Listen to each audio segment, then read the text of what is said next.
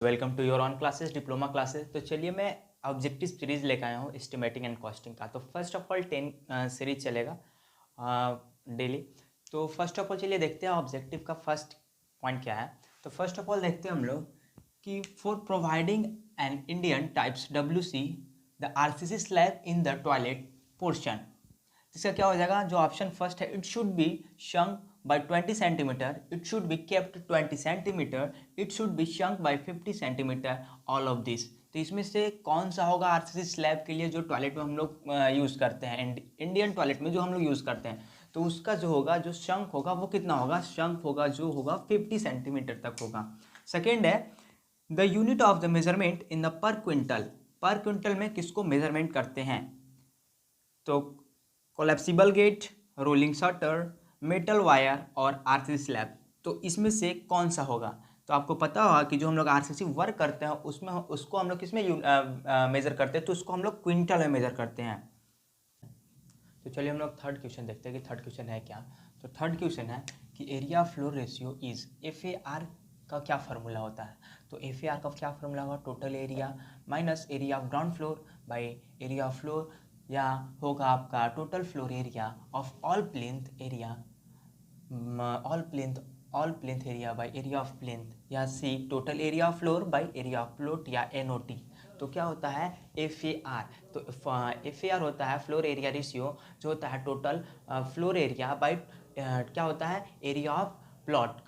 तो यहाँ पे ऑप्शन नंबर सी हो जाएगा कि total area of floor by area of plot. Dam proof course DPC is measured in, DPC को किसमें मेजर करते हैं, तो एरिया में मेजर करते हैं, लेंथ में मेजर करते हैं, वॉल्यूम में मेजर करते हैं, वेट में मेजर करते हैं। तो किसमें मेजर करते हैं, DPC को हम लोग एरिया में मेजर करते हैं, मीन मीटर स्क्वायर में मेजर करते हैं।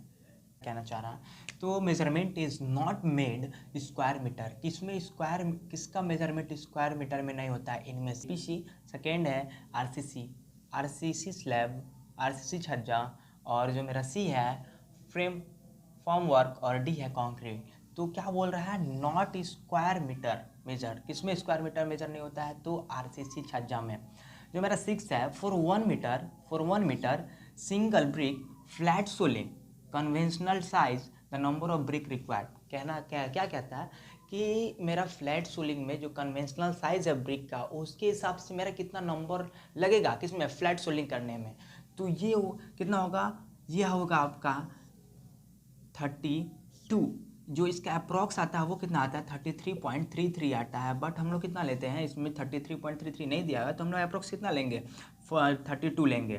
The number of brick conventional size required 1 square metre of brick of edge soling. ये क्या था, फ्लैट सोलिंग था, और ये क्या है, एज सोलिंग। तो एज सोलिंग में कितना होगा, तो 54, आपको याद रखना चाहिए 54 होगा।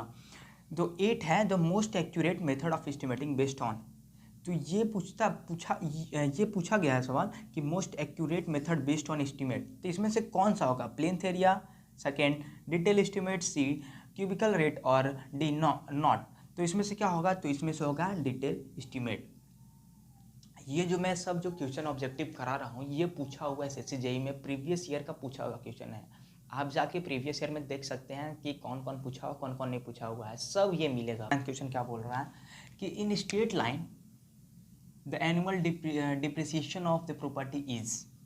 स्ट्रेट लाइन में एनुअल डिप्रिसिएशन प्रॉपर्टी में क्या होगा, क्या फार्मूला क्या है एनुअल डिप्रिसिएशन प्रॉपर्टी का, तो क्या है, first option original cost minus annual sinking fund by life in year, second है life in year by original cost plus scrap value, जो थर्ड है original cost minus scrap value by life in year, और D है NOT, none of this. तो क्या होता है annual depreciation property में, तो क्या होगा एनुअल डिप्रिसिएशन प्रॉपर्टी में कि जो ओरिजिनल कॉस्ट होगा by original cost minus scrap value by क्या होगा, लाइफ इन ईयर। जो उसका क्या होता है एनुअल डिप्रिसिएशन का जो फार्मूला होता है वो क्या होता है कि जो मेरा क्या बोल सकते हो उसको, जो मेरा ओरिजिनल कॉस्ट है, किसका ओरिजिनल कॉस्ट, तो जो मेरा ओरिजिनल कॉस्ट है बिल्डिंग का, माइनस उसमें से क्या माइनस करेंगे, स्क्रैप वैल्यू माइनस करेंगे, और लाइफ इन ईयर कितना ईयर तक वो क्या रहेगा, स्टेबल रहेगा, तो उसको हम बोलेंगे क्या, एनुअल डिप्रिसिएशन वैल्यू। तो इसमें क्या हो जाएगा, C original cost minus scrap value by life in year.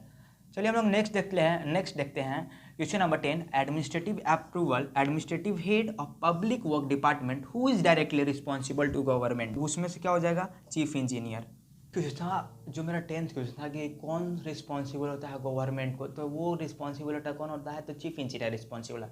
तो चलिए हम ये आपको हायरकी याद होना चाहिए, किसके लिए, पीडब्ल्यू के लिए हायरकी आपको याद होना चाहिए। फर्स्ट ऑफ ऑल जो डाउन दी बॉटम होता है, जो डाउन दी बॉटम होता है क्या, वो कौन होता है, वो जूनियर इंजीनियर होता है। उसके ऊपर कौन होता है, उसके ऊपर होता है आपका असिस्टेंट इंजीनियर होता है। उसके ऊपर क्या होता है, उसके ऊपर होता है एक्जीक्यूटिव इंजीनियर होता है। उसके ऊपर क्या होता है, सुपरिटेंडेंट इंजीनियर होता है। उसके ऊपर क्या होता है, उसके ऊपर होता है आपका चीफ ऑफ इंजीनियर होता है, चीफ ऑफ इंजीनियर होता है।